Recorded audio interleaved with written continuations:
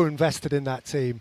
They were terrific, and they took points from Arsenal. I presume you saw most of the action. I saw most of it before I went and watched Richard Ashcroft, and I didn't see the final goal. But I can imagine, obviously I've seen it since. Brilliant for Sunderland. I thought it would be awkward for Arsenal. I don't think there's any shame whatsoever in Arsenal drawing that game. I think that you'll always feel that when you're winning as a big club and then a team equalises against you, it's a sucker punch. You feel like it's a killer for you. But you're not going to have it all your own way during a season. They've been sensational, Arsenal, in this last 6 to 8 weeks.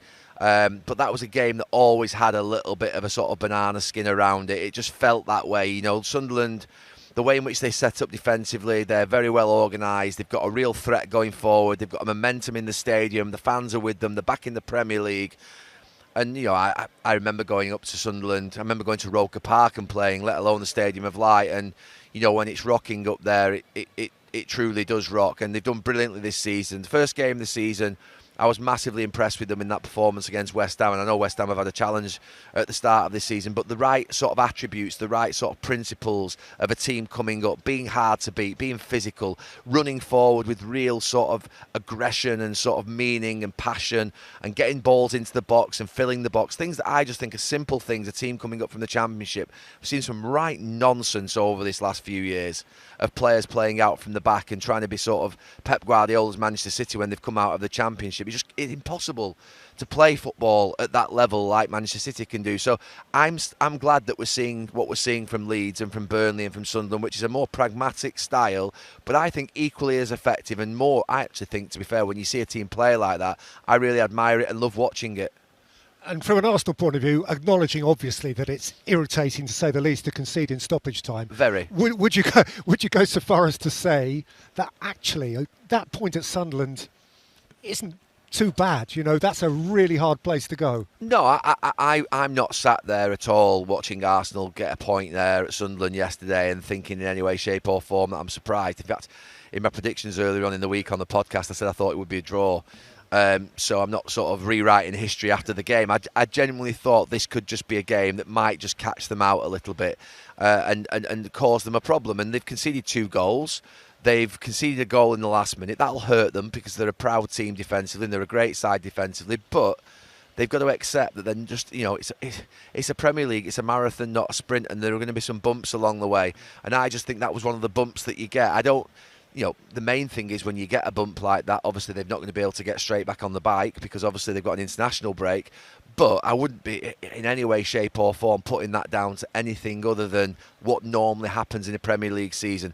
That thing that you would say to yourself is, did you expect to win every single match? No team does that. Manchester City at their very best haven't gone through a season winning every single match. You're bound to drop points.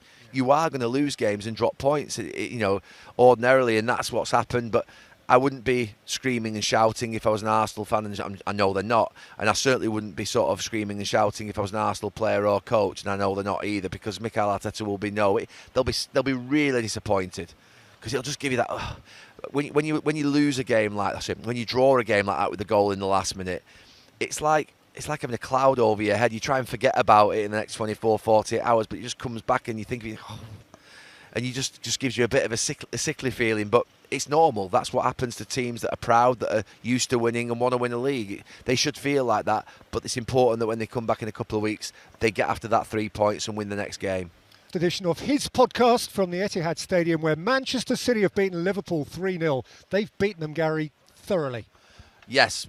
Emphatic, a really good day for Manchester City. And look, before the game, I don't think there was anybody that was walking into this stadium with any great knowledge of what the score was going to be. I think just seen Michael Richards after the game saying that he was intrigued before the game. I think I was something similar. I actually thought and said that I fancied Liverpool just to sort of nick it. I thought they'd have too much for City up front. I thought that Liverpool's centre-backs would handle Haaland.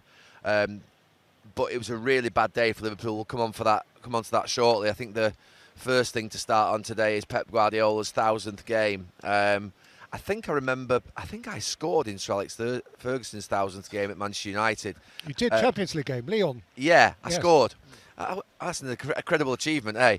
And you just think about greatness. I mean, Pep Guardiola is a great manager. 1,000 games. I think you said, did he say 716 wins? Yeah, wins, which is 71%, win rate, which is just obscene. And this isn't his greatest team or his best team that he's had in those thousand games. You think about the team he had at Barcelona, which is probably the greatest team of all time, and then the treble-winning team here and the title-winning teams. But what his team have done today is give them a glimmer of hope going into a November international break. That they're 4 points off Arsenal. They've got experience. They've got a few players who've been around the block, and they've got a manager who knows how to win. And if I was Manchester City right now, and I'm sure Pep Guardiola knows how to win titles more than any of us, he'll be just thinking, let me hang on Mikel Arteta's shoulder come March. Let me be close enough to him to apply that pressure. He's the one you wouldn't want near you. And today, for me, the whole fixture was around who's going to emerge, who's going to come out of this match thinking that they can challenge Arsenal, who's going to be the team that think they can get close enough to them. And I thought it would be Liverpool. I think City have been inconsistent, but I was badly wrong. And Pep Guardiola's 1,000th game was a really good one for him and his team. So, if you say, and most people agree, that this isn't his kind of premium team. No, it's not. How do you categorise them? There isn't a David Silva, there isn't Kevin De Bruyne, there isn't Aguero, there isn't a Yaya Toure, all of these great players he's had. How do you sum up what this team actually is? I mean, it's a team I actually like watching. I mean, it's imperfect. His teams that you've seen, particularly here and at Barcelona, were like clockwork. I mean, it's very difficult to maintain what Pep Guardiola was achieving at this club and at Barcelona, because I didn't see as much of his football in Germany, so I'm not going to comment on Bayern Munich. But you're talking about some of the most beautiful football that you'll ever see, to the point of, like, you come into games knowing the outcome. Whereas when I watch City now, you're not quite sure of what's going to happen. Today being a perfect example. But they are imperfect. They're a lot more physical. They've got Haaland up front, who is devastating. But again, he's not smooth in the way in which he plays, but he's an absolutely brilliant player. Nico Gonzalez in midfield. I mean, Bernardo Silva and Foden are still playing great football. But they're very different. They're very different in terms of, they're not as methodical in terms of their sort of combinations and passes and the way in which they link. They're not as good playing out from the back through their goalkeeper or their back four, but they're still a very good side. And it feels like a team that, Pep Guardiola's staying here to build another great side. And I don't quite think they're there, but what they do have is some players, you look through the spine of the team in Guardiola and Stones, Diaz, Rodri, Foden, Bernardo Silva and Haaland, and the goalkeeper, who know how to win. So if they can keep those players together and somehow, keep some momentum going and get close, they're going to be really, really dangerous towards the end, just through their experience. But it is an imperfect team. It's a team that you don't feel is as consistent and reliable as the one that they've had previously. And that's understandable. I've got, you'll never see me criticise Manchester City over this period, because through the period I was at United for 20 years, there were 2 or 3 seasons where you needed a transition to be able to build another side, and Sir Alex Ferguson did that. And when you keep a manager for so long, we were conditioned about 10, 15 years ago to say, you couldn't keep a manager anymore for a period of time and have success like it happened with Arsene Wenger, Sir Alex Ferguson, Bill Shankly, Bob Paisley. But you can.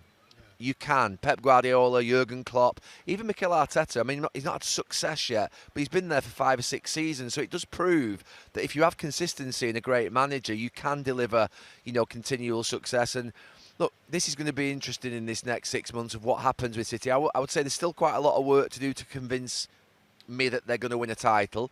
I think Arsenal are the better team, but they're the one team that I wouldn't want and the one manager that I wouldn't want on my shoulder going in down the back straight. And streets ahead of Liverpool. They're now within 4 points of Arsenal. That gap being reduced, Arsenal drawing last night at Sunderland, and just the overall dominance of City this afternoon. Would you be nervously looking over your shoulder? I think Arsenal will be nervous because of it's Man City. And they've done this to them twice before. Twice in the last 3 years, Manchester City have come from behind and caught Arsenal. And also the manner of the victory today. That first half performance when Man City was a little bit like, they're playing Liverpool. Liverpool are the champions. They absolutely took them the cleaners. And I think on the back of Arsenal dropping points against a promoted team who are doing absolutely fantastically well in the Premier League, Sunderland. They'll have been hoping for a draw. They'll have seen City's not just win, but performance, and probably getting a few flashbacks to what's happened the last couple of times when they felt they had a great chance at a title. And it might be a long 2 weeks thinking and worrying about Manchester City for Arsenal supporters and players. And genuinely, that plays into the psychology then, because it's not like, say, there's a midweek Premier League game or even just one next weekend where you reset and go again. It's 2 weeks to think about it. Yeah, and that's the problem with international break when you don't have a great result. There's a long time to think about it. I still think Arsenal are the best team I've seen in this league this season, no doubt. But there's an awful long way to go. And there's no doubt because Arsenal haven't won the league for so long, those supporters, players, manager, everyone will become twitchy in the second half of the season if it becomes tight. City, we have to just reflect on Pep Guardiola, 1,000 games. I mean, that's an extraordinary achievement when you see the numbers as well. The win percentage is just absolutely amazing. I know people have always argued over the years he's always worked with brilliant players, but you still have to manage them, look after their egos, the style of play they've got. Oh, I take my hat off to Pep. I think the man is absolutely amazing, and the stats, mind-boggling. Trendsetter, isn't he? I mean, coming over to here, everyone was doubting him. Can he play that sort of way? When they won the league 4 years in a row, it was just mesmerising stuff. Where is he now with this City team? Do they have it in them? Does he have it in him? I think he has to take them there again. He's definitely got it in him. I'm looking for consistency with Man City now.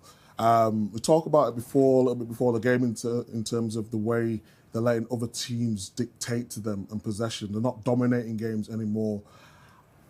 I think they've got enough, especially with the way Haaland's playing. But Arsenal are also a good side. I think it's between now and Man City. I think, like City, have snuck up there, haven't they? Like, been under that radar a little bit, haven't they? Until today, really. I think that was more because of the squad of Liverpool. When they announced Kerkez and Isak and all the rest of them, Wirtz, everyone just automatically thought it was going to be Liverpool, but City just doing their business. How seriously should we be taking them, Daniel, in terms of title challenges? If we're not taking them serious now, when are we going to? I mean, after today's performance, Haaland's start to the season's been, whatever superlatives you want to say, it's just absolutely ridiculous what he's doing. So all in all, if you look at them, you go, you've got all the tools, a fit Rodri coming back whenever he's ready. Goalkeeper was a big sign, wasn't it? Goalkeeper coming. Donnarumma's done it, been there and done it since a young age. Won the Champions League last year, comes here with experience and, communicating, building a bond with the defender. So all in all, I think they're heading in a fantastic direction. And you could see on Pep's face, he got that nice little grin. You can see he's happy. He's not trying to get too confident, but deep down he's thinking, you know what? Having a look at us today, they probably surprised him how well they played, to be honest. And for all those achievements, Roy, that we showed on that graphic before, the 12 league titles so far, if they were to say this season with Manchester City, where would that rank amongst all his achievements? No, I reckon if you'd asked Pep 6-7 weeks ago, I bet he would have felt it was obviously more of a rebuilding job and just regroup and just get back to competing. But if you look at him now, he's got that spark back even in his eyes. You can see it. He's probably thinking these players have surprised me a bit. And again, snuck under that radar. Goalkeeper was a great sign, and Haaland obviously a goal machine. But the other players forward and back to his best. I think Pep will be sitting there going, we're certainly back in the mix. But 4, 5, 6 weeks ago, I bet you thought, no, it's probably going to be too much this season, and we'll have a look at it in January or next summer, get more players in. But they're certainly back in the mix. Be right up there for him, though, wouldn't it? As an achievement, if they could win the league this year, absolutely. I think at the start of the season, again, the way you looked at where Man City was, you look how strong Arsenal were, how Liverpool did last season. I think if he could, obviously a long way to go yet, but if he got this league title this year and surprised everybody and finished out of Liverpool and obviously Arsenal, how powerful they're looking, it would have to be up there with some of the best achievements he's got. So as we pause for 2 weeks, where are you now on your favourites on the table? Oh, we're doing this again. Come on, can we talk?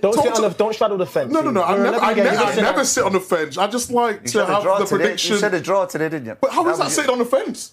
That's a draw. That's a prediction, Roy. But how wrong were you? All right, you got it right today for once. What about the other times? Where am I at the moment? We haven't got all day. Live television sheet. At the moment, Arsenal. Just because they could have crumbled against Sunderland. Sunderland was and they still got a point out of there. Yeah. I think defensively, they're the best. Daniel? So that's why I'm going to say that. Yeah, Arsenal are favourites right now. They're in the driver's seat, but I just feel hey, listen, no, talking about me. Move on, will you? No, for real. Arsenal are favourites right now, but at the end of the day, anyone could win. It's anyone's, man. Right. It's not over yet. Sticking with Arsenal, but obviously... Sticking with Arsenal? You said Liverpool 3 weeks ago. I didn't. I said Arsenal start of the season. The gap, though, is down to 4 points. Extraordinary end at the Stadium of Light, where Sunderland are still unbeaten since their return to the Premier League. We'll talk about Arsenal and the title in a moment, but Julian had a very brief, but he still knows what it's like to put on a Sunderland shirt at the Stadium of Light. I mean, what a performance they've put in all season, particularly at home. And they're in the top 4. I know, yeah. Performances, like you said, it's not just yesterday. They've been outstanding, very difficult place to go. Very intense atmosphere, and as long as they can keep that momentum there throughout the season, that will be the fortress for them and play a massive part in them hopefully staying in the league. And they've shown some unbelievable character already, but none more so than to come back against Arsenal, who'd won 10 in a row. Yeah, they've showed it all season. I think you need that. You need that positivity. You need that kind of bounce, you know, coming into the league and things to go your way and fight and scrap for things. And, you know, most people would have written them off. Arsenal coming back, looking strong, looking solid, 2-1 up. Probably cruise to a win and move on. But fair play to Sunderland, you know, they never give up. A late goal, another point, keeps ticking that points tally up and keeps the momentum up. And the stadium was the energy and the as I said, the bounce in the stadium, and big goal for them to carry that into the international break on a high. And just to put it into perspective, Sunderland scoring 2 against Arsenal, who hadn't conceded in all competitions for 13 and a half hours. Exactly, it puts it into perspective. I mean, Arsenal's strength really is their defence, isn't it? They've got a great goalkeeper, really good back four. They protect the back four well as well. They play to their strengths and they don't concede many goals. So for a newly promoted team to score 2 goals against them is a brilliant achievement. And who'd have thought that? I mean, the last 6 teams to have come up have all gone back down. Most people predicting the same 3 to go back down that came up this season. But if the first 10, 11 games are anything to go by, Sunderland aren't going to be there. In fact, they're going to be chasing European prizes the way they're going. In terms of Arsenal, though, they're bitterly disappointed at the draw, but it shows where they're at, how far they've come, and the standards they've hit this season. Yeah, it's the highest level they've got, and consistency's right there. And Mo said they've got a great balance. They are reliant on the defensive side of the team, but they can score goals. And they said as long as they can keep that balance and not just be too reliant on any one department, they'll give themselves a great opportunity to win. Because obviously they didn't have Yoker as the centre-forward in this game, but they look better equipped, don't they? Odergard's been out most of the season to cope with missing players. Yeah, they've got a good balance, they've got good depth. I still think it's almost sparring season in terms of... still got the head guard on and the big gloves almost in the fights after Christmas, the real battle, you know. Kind of putting yourself in position and... jostling for position at the moment, but they certainly look strong. They can win games. They don't give much away. Win games different ways. It's Christmas time after Christmas. Who's fit? What's the form looking like then? Finish line comes in sight. All of a sudden, the dynamics change a little bit. But at the moment, they're doing a lot of good things, winning games well for the most part, and they look big contenders. And at the moment, whoever beats them probably wins the league. Yeah. It's theirs to lose at the moment? I mean, possibly. They are a fair few points ahead. I mean, listen, you ask anybody, I think they'd probably say Arsenal are the favourites at the moment. So, yeah, it's going to take a good effort to beat them because I can't see them dropping too many points. They're very efficient, aren't they? I mean... Does that bring its own pressures when everyone's now in the past, they haven't been expected. They've been chasing Liverpool and City. Does it bring its own pressure when you're out there to be shot at? New for them as well. It is, yeah, it is. New ground. But I think the way they play is a certain, you know, they're so efficient. Like, if Arsenal play at their very, very best and Liverpool play at the very, very best and Manchester City, I think Arsenal probably still third best. You know, when everybody's at their absolute best. Yeah, I mean, Liverpool can blow anyone off the pitch, and so can Manchester City when they're absolutely on top level. Whereas Arsenal, I can see them not really making many mistakes, grinding away, maybe a few draws, obviously a few wins as well. But just their style of play might just make them plug on all the way and make them very hard to beat. Yeah, I agree. I don't think their worst game is too dissimilar to their best game, and their levels are pretty close and balanced. But the other two teams that we mentioned, yeah, if they're at their best, they're outstanding. But again, it's not about that. It's about finding consistency throughout the season, and Arsenal seem to have that balance at the moment. Because when Liverpool or Manchester City win, it feels like they have to play really well, you know, and they can go and win 3-4, 5-0. Whereas I do think that if Liverpool play poorly, they get beat. Whereas if Arsenal play poorly, they will still grind out a 1-0 win or a 2-2 draw or whatever it might be. So that might just play in their favour this season. But as Michael said, long way to go. Yeah, it's actually, they resume with the North London derby against Spurs, your former club who played your other one in North London. Tottenham, first of all, one home win under Thomas Frank in the league. The natives are getting a little bit frustrated at home. They've got the best away record, but the type of football they want to see at home.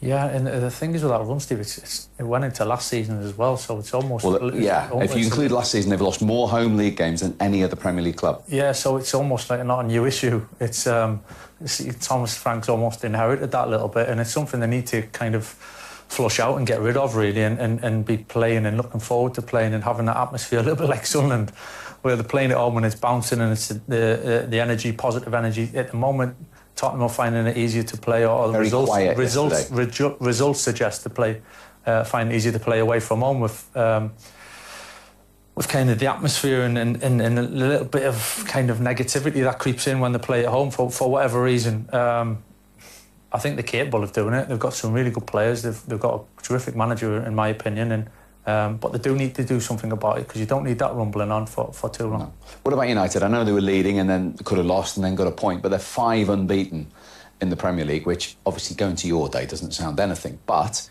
it's their best run since February 2024. Are there small shoots of recovery here for you? Yeah, there's definitely shoots of recovery. I mean, the results and then going to Liverpool and winning felt big. I put them in context with Tottenham, really, in terms of where they ended up last season in the league. They're a lot higher than that, and aspirations to finish a lot higher. So there's improvement in that respect. Is it enough improvement to be where you want to be? Now, of course, it's not, because chasing to be near the top, but I do like the new signings, in particular Cunha and Mbeumo. I think Mbeumo, I like him. He looks like he can cope with being at a big club and in a successful team. So there's definitely shoots and positive things. Just consistency is the key. You know, we talk about Arsenal and Liverpool and City, and consistency gets you places in this league.